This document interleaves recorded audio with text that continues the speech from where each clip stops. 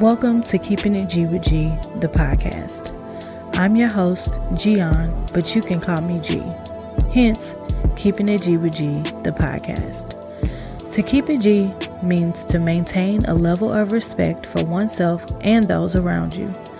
And that is why this show was created, to have an open, honest, vulnerable, and accountable discussion about the ups and downs of everyday life shit as it pertains to self-improvement, love, relationships, and motherhood. So in hopes of me sharing through personal experiences from the lessons I've learned and still learning, I pray that I can shed light and share some gems that will give you that extra push that you may need as we are all growing and learning through life. I'm here to reassure my listeners that it's okay to keep it G while on your journey. Now let's start the show. Welcome to episode 78 of Keeping It G with G, the podcast, and happy Sunday. What is your level of expectancy? Let's talk about it. Is it low, medium, or at a high level? I'm talking about in regards to people, life, careers, family, relationships, whatever, whoever. What level of expectancy is safe? I've been pondering on this for some time, especially within this year.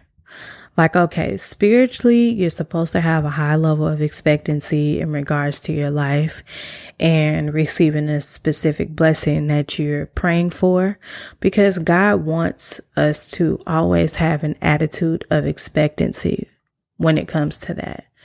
But where we get in trouble is having a high level of expectancy in people. You can become so codependent very easily, having a high level of expectancy when it comes to people. But I've learned this: people can't be to you who they can't be or they aren't to themselves already. I read a tweet that said, self-awareness is vital.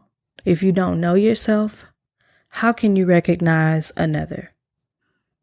And that tweet was by Raina Biddy. And this shit goes hand in hand with your level of expectancy, because then you don't put that type of pressure on others to be everything and more for you, because you're able to do this and be this for yourself.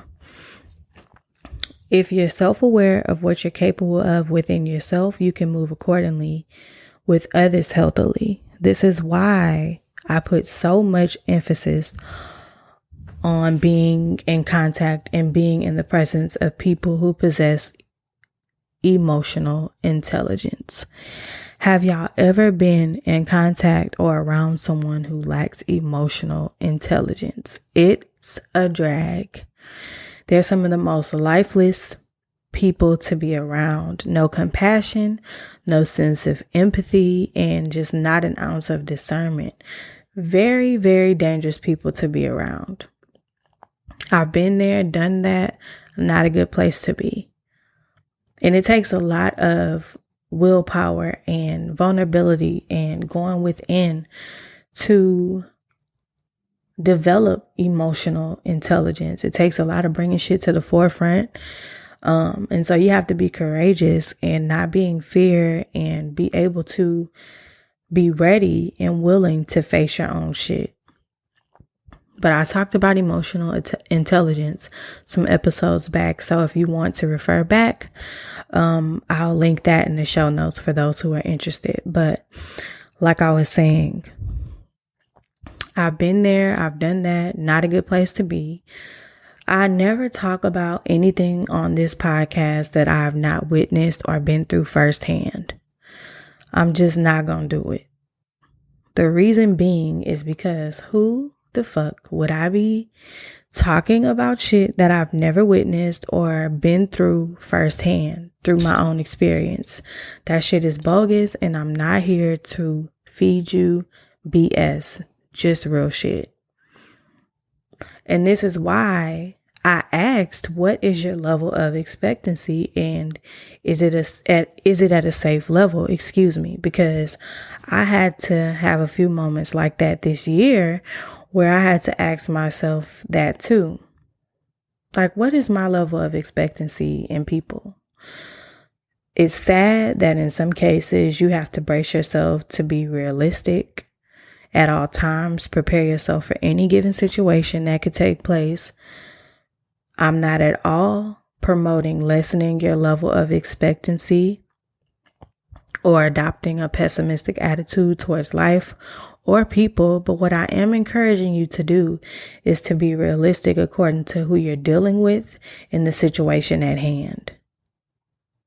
Because honestly, we can sometimes put people on a pedestal according to how we think they should act accordingly. And then when they don't, we're disappointed, we're heartbroken, we're pissed. And this is why I'm saying be realistic and pay attention, because people can say whatever they want to say, they'll do, but without action, that doesn't mean anything. Don't ever be afraid to be vocal or speak up when you feel the need to, because that is the number one way for people to learn and know how to treat you. Remember that. But when it comes to you maintaining your level of expectancy while also being realistic, this is where faith comes in. This is where you can say, okay, God, I don't know what to expect, but I'm trusting you with this. I'm going to do what I can and what I'm capable of. And however it turns out, I know that it is a part of your plan for my life. So I won't question anything. I won't force anything. I won't put any pressure on anyone or anybody or anything. Just help me to go with the flow, Lord, because in the end, I know that your will be done because you want the best for me, and rest in that. And so in closing, have an attitude of expectation, but a realistic one.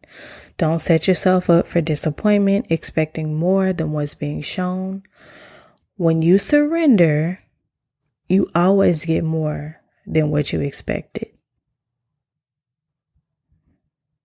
And I'll leave you guys with that. Of course, you know that I love to keep my episodes on Sundays very short and sweet. Like I said a few episodes back, so I won't hold you for too long. I hope you guys have a great, reflective, and relaxing Sunday, and have a great rest of your weekend as we are getting prepared for Christmas this week. Yeah, I'll leave you guys with that, and have a great rest of your Sunday. And I'll talk to you for the next episode of Keeping It G with G, the podcast.